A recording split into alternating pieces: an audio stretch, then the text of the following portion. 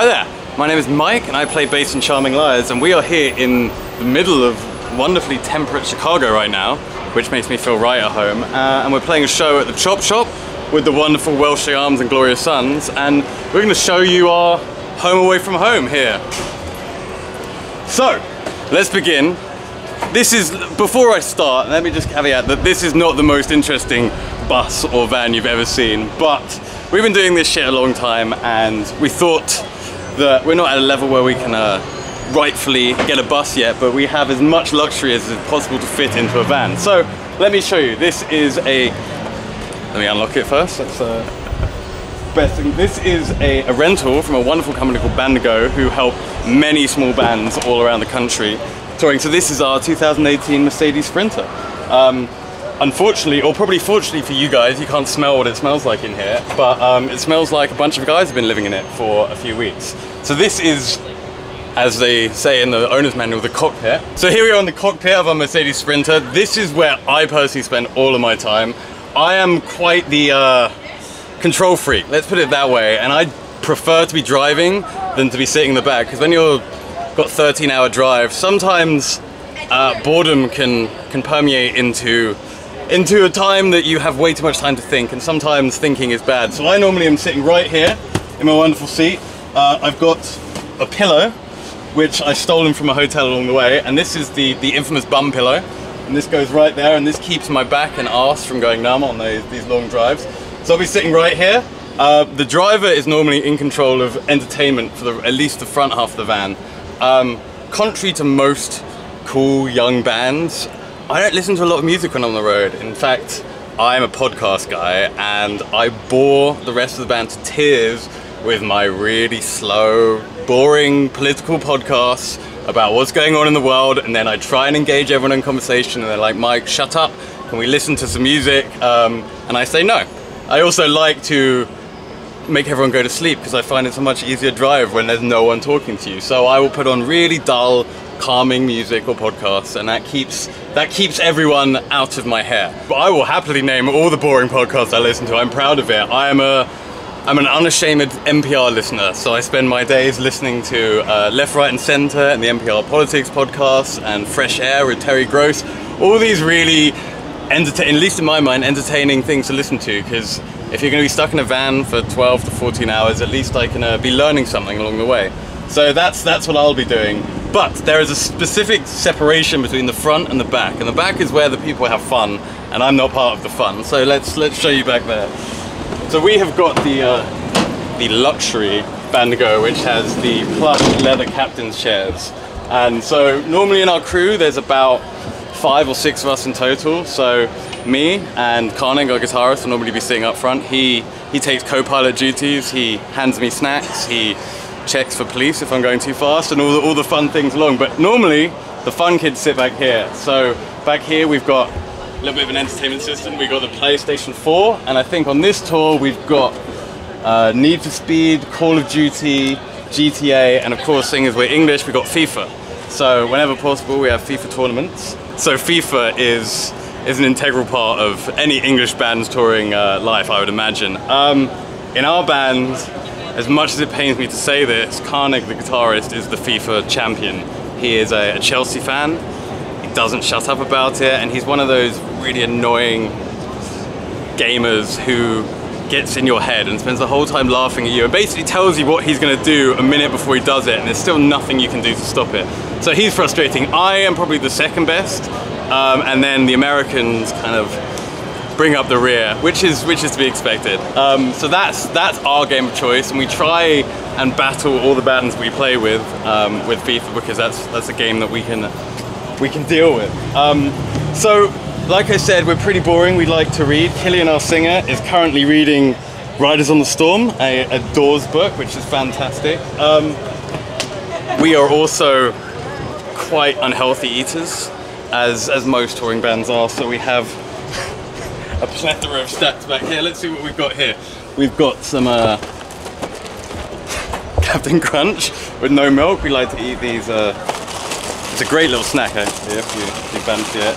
The American food, junk food for me, is just so fucking yummy. We got some cream soda, just because.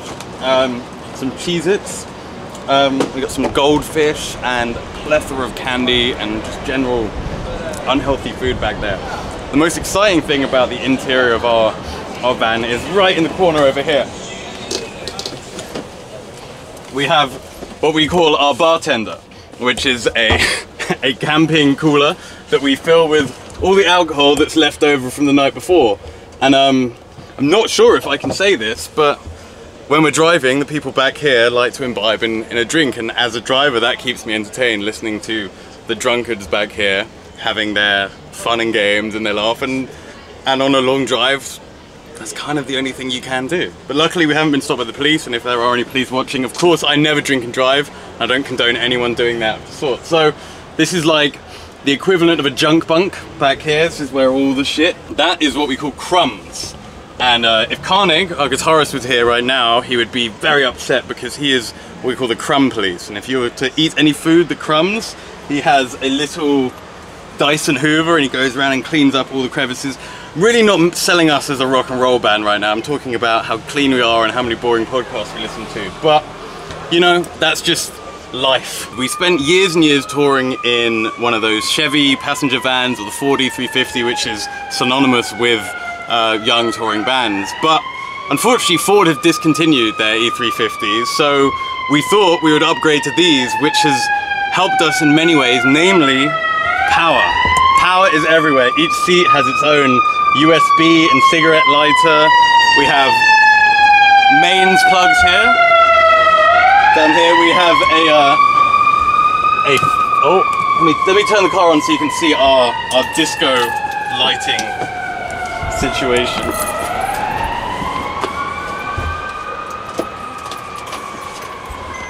After the show, when we've all had a great night and we're having a bit of time, we'll put the disco light on, crank some. Last night I believe we were cranking some Tom Petty and hit a McDonald's drive-through and basically had a great old time.